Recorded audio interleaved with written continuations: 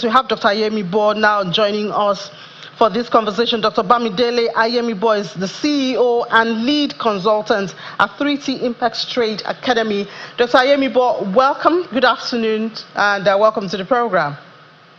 Good afternoon. Thank you for having me. How are you? I'm good. So, when first of all you hear forced labor, you think of it in reality, a scenario in Nigeria.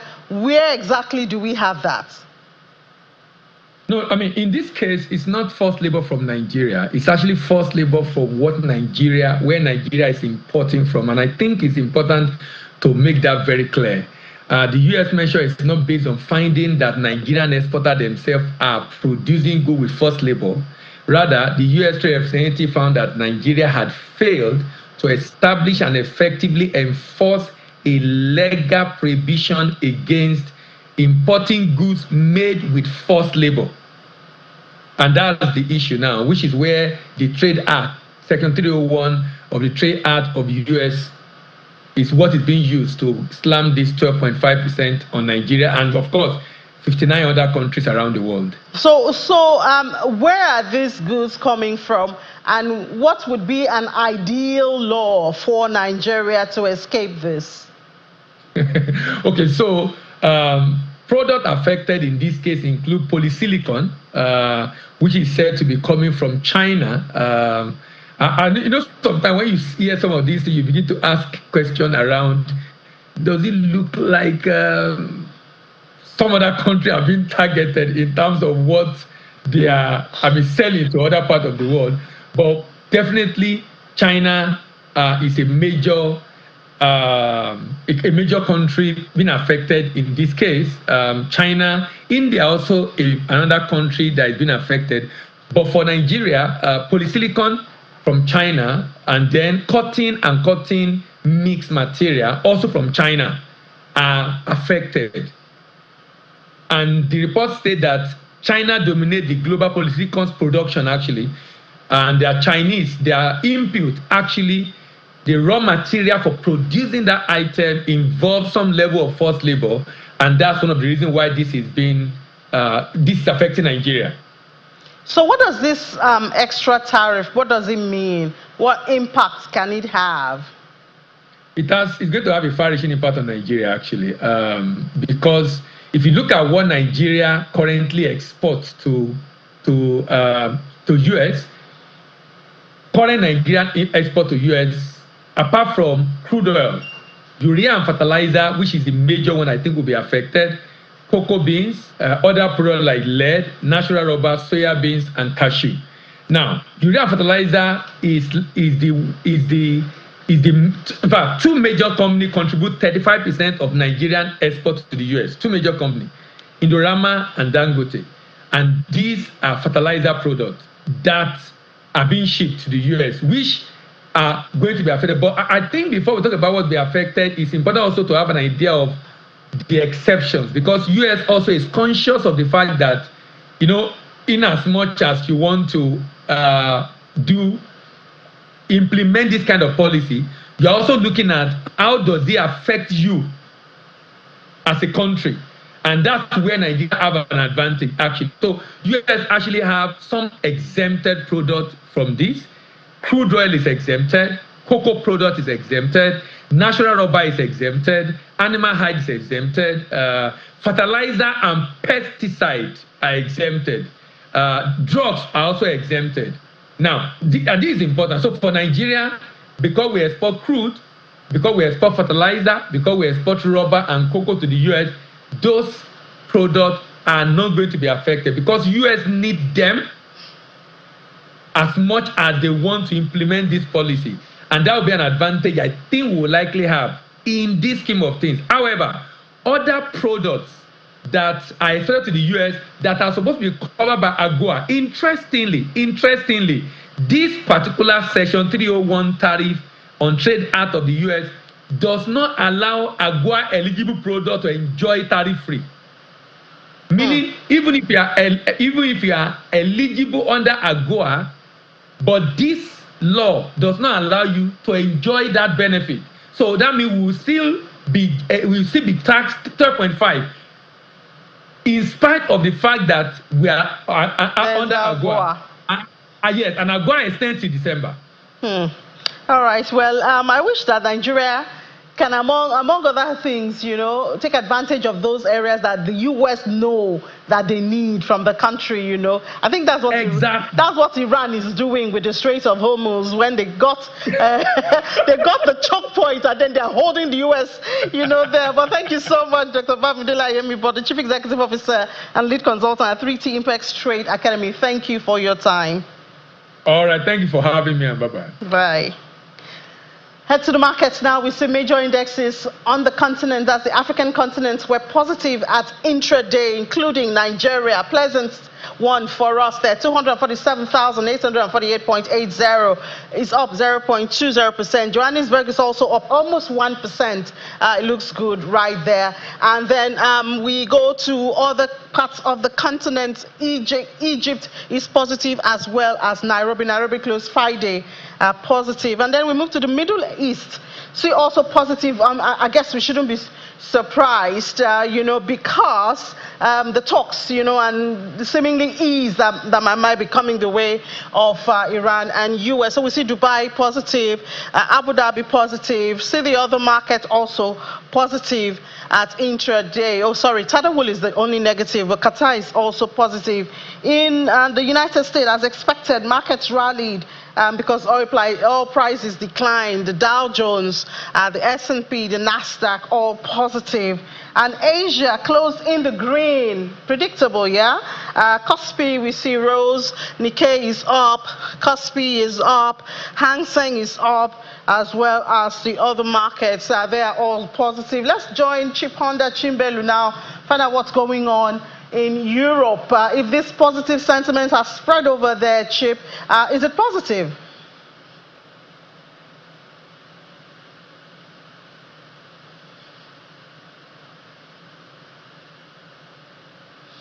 Chip, I think you're muted because I know you're talking, but I can't hear you. Hopefully you can hear me now. How's that, Uni? Yeah. Excellent.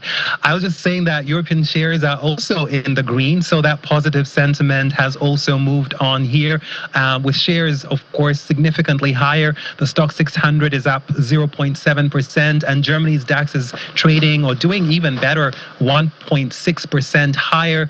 And that is, of course, because of the prospect of de-escalation, which you mentioned there in the Iran war. It is also supporting European markets because, of course, it is putting pressure on oil prices. So we did see Germany's blue chip index opening up around 1.5% higher today, and that has, of course, brought the DAX to its highest level in nearly 3 weeks. So those negotiations between, or the fact that the US and Iran are set to resume negotiations is, of course, good news for Europe, which is a net energy importer and more sensitive to oil prices. And there's also been some good news elsewhere here in Germany, Ini, from the latest EFOL survey. Its business climate index, it shows actually that sentiment has improved despite the effects of the Iran war. So it's kind of good news all around, at least so far. Yeah, Chip, I wouldn't be so quick saying it's good news because you have the threat of tariff from Washington hanging over the block. So it's not good news all through. You are correct. That is true. It is not good news all around, but I was focusing only on today. But you did mention those tariffs, and of course, there is the latest tariff threat from the US president targeting the European Union, which is also interesting because of its timing. On Friday, if we move back to Friday, EU officials were actually initially breathing a sigh of relief after Washington announced a slew of tariffs targeting dozens of countries. And those new tariffs, of course, didn't bring much change to the current tariff regime on European exports to the United States. But on Friday evening in the US, which was, of course, early Saturday morning here in Europe, President Trump posted on Truth Social that he would start a trade investigation because he alleges that the EU is engaging in unfair trade practices because it has fined US tech giants Apple, Meta, Amazon, and even Google billions. And Trump also mentioned the EU's most recent €890 million fine targeting Google. And that was, of course, because because Brussels found that the tech giant favored its own search engine and app store in ways that pulled customers to its services and fairly harmed its competition. Hence that fine, which of course the US president isn't happy about. So he plans to investigate the EU over unfair trade practices. Yeah, well, I wonder how objective that investigation would be. And also, how do we expect all of this to affect EU export? Well, the Trump administration would actually use a so-called 301 investigation. Now, that is an investigation which relies on the U.S. internally showing what it considers to be unfair trade practices against it, which, of course, calls into question the objectivity which you just mentioned. But, of course, once it does show that, it can actually issue retaliatory sanctions, so more like tariffs, because, of course, 301 investigations are a new way for the Trump administration to impose tariffs after the U.S. Supreme Court ruled that President Trump overstepped his authority with the near global tariffs that he imposed on what he called Liberation Day in April 2025. Now, a 301 investigation into the EU's trade practices in relation to U.S. tech giants would actually be in addition to dozens of similar investigations, and those also include the one looking into Germany's pharmaceutical pricing practices. Now, if the result of these investigations are new tariffs, that could, of course, have implications for the EU-US trade agreement, which is, of course, already fragile. There are many in Europe who feel that the EU compromised more than it should have in its ongoing trade truce with Washington. So a new trade row could, of course, test the patience of European lawmakers. All right, sir. Thank you so much, Chip, for all of that. And of course, this is a developing story. We'll see what comes out of that investigation. We'll be watching it. Thanks, Ini. Let's go to the crypto space and see. Well, the color is different from what we had on Friday about this time. We see there's been 0.82% increase, 65,038. Ethereum, well, looking not very encouraging, but at least a little bit more. It was 1,008 that we had on Friday, but now it's 1,953.29, and we have more greens than we have for the reds. But let's see stories around the headlines there from the crypto space. We see South Korea is expanding its digital payment. South Korea adopts JP Morgan blockchain. India tightens crypto reporting rules for exchange. And then Hashkey Exchange has launched a new flagship crypto trading app. And then crypto exchange Bitmas said that it would wind down its trading platform after 9 years. Let's have a conversation around regulation now, perhaps bring it closer home. We're doing this with Ude Ozinigbe. He's the Chief Executive Officer of Cyberchain Consult, joins us virtually. How you doing? Good morning. Or Jude, good morning. Welcome to the program. Apologies for that. Yeah. So now, good morning. yeah, so we have the Council for Digital Asset Regulation now is set. What are you in the industry? What are you expecting? What conversations are you having? How are you driving this, to have better or bigger impact on your work? Great. First of all, thanks to the presidency for looking at what we've been clamoring for well, almost a decade, coming up with this presidential executive order. From what happened in about the space of 1 week plus now, the ecosystem have been having various forms of conversations looking at the effect of this executive order on the Nigeria's digital economy. And by way of bringing about this council, it signals a form of shift, from the disconnected and disjointed regulatory practice we've been seeing in the past few years to a more consolidated one, having institutions come together and the mandate of putting together the Virtual Assets Coordinating Council. This signals the presidency's, for what is what, body language or assent to seeing that we have a more coordinated virtual asset ecosystem. What this will do for Nigeria and for the global digital economy is that it will build trust in our jurisdiction. It will attract investors and it already sending the signal that Nigeria is ready for the virtual asset market. So, as a stakeholder, what would be the first move? What do you think would be an ideal first move by the council? We know it is very skeletal at this time, even though, yes, we do know that the CBN is supposed to lead, then the SEC and all of that. What should they be doing first?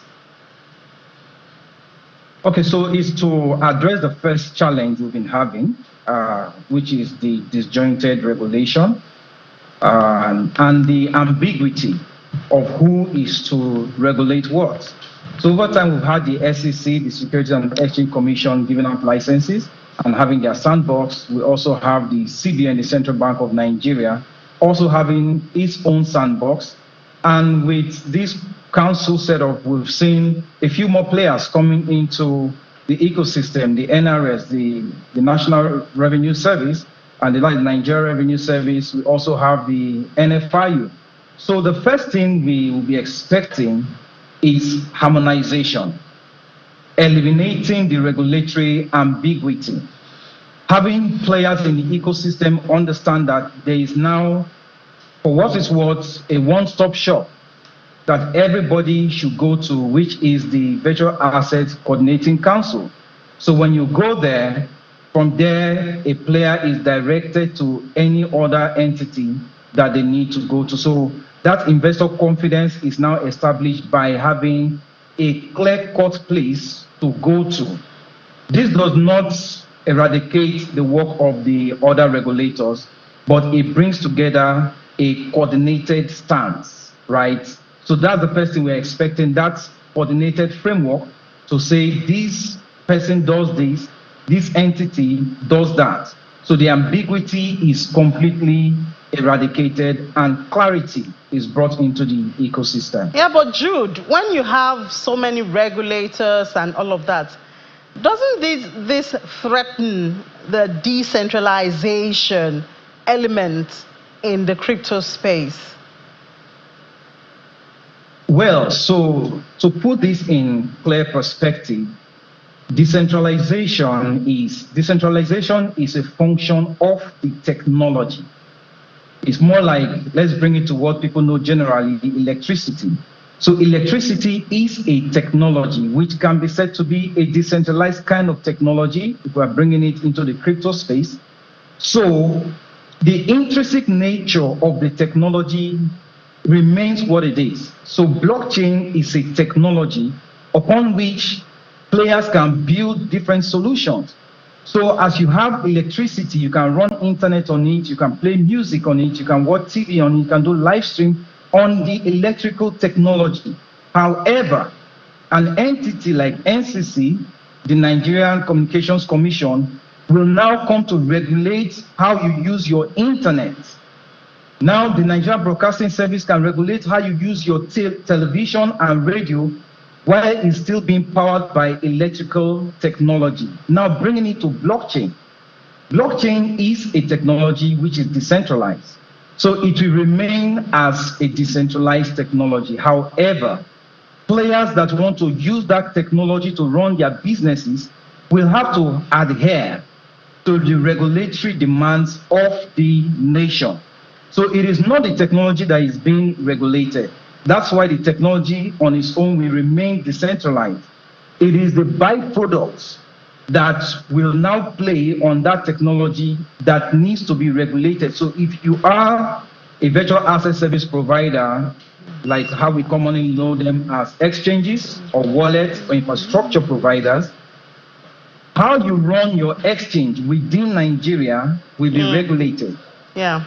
How you run your wallet, how you custody people's funds, how those funds are sent from the sender to the receiver and all of that. All how that you do will your be regulated. Yeah. Those are the ones that will be regulated. But the technology that is blockchain remains decentralized. Decentralized. Thank you for helping us differentiate that.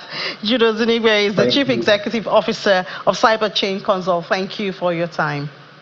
Thank you, Ini. Thank you for having me. All right, so that's it on the program. Thank you so much for being a part of it. And don't forget, it's just Monday. That means we still have a lot to do. Ladi will be with you for the stock market reports, and then I'll be back tomorrow. Bye-bye.